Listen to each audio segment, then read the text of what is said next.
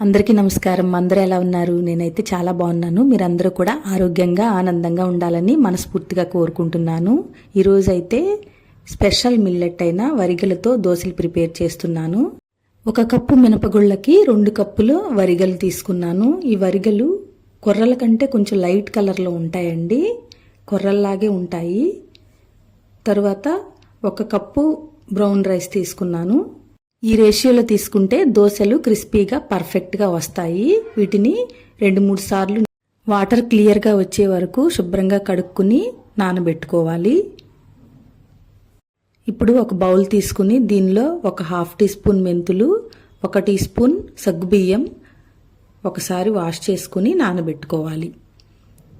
వీటిని 8 గంటలు నానబెట్టుకోవాలి. మిల్లెట్స్ కదా, ఎంత ఎక్కువ టైం నానితే అంత మంచిది.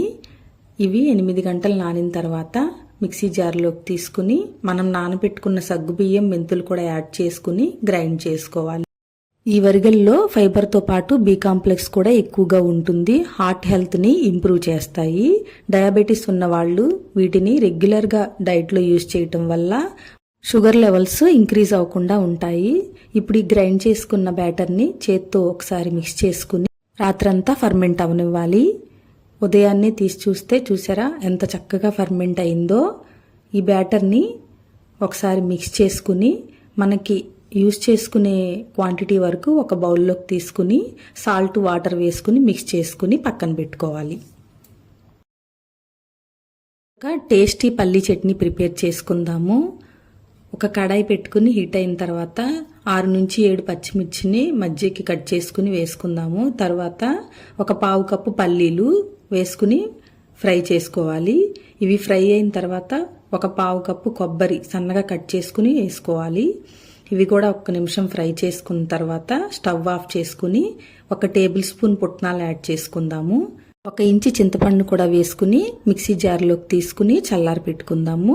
ఇవి చల్లగా అయ్యేలోపు మనం తాలింపు పెట్టుకుందాము.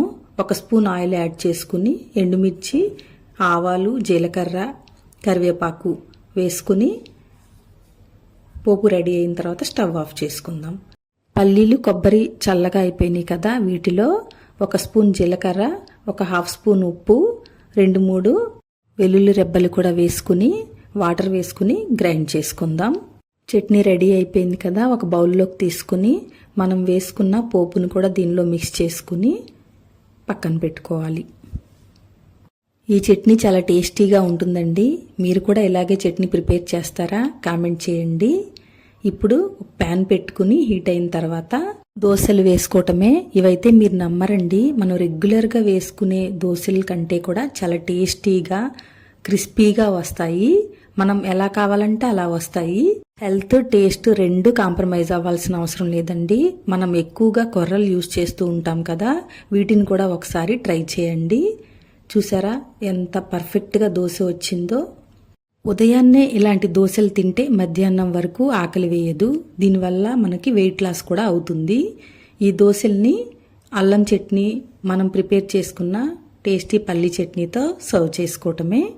మీరు ఒకసారి ట్రై చేసి ఎలా వచ్చాయో కామెంట్ చేయండి. ఈ వీడియో కనుక మీకు నచ్చినట్లయితే లైక్ చేయండి, షేర్ చేయండి, మన ఛానల్కి సబ్స్క్రైబ్ చేసుకోండి.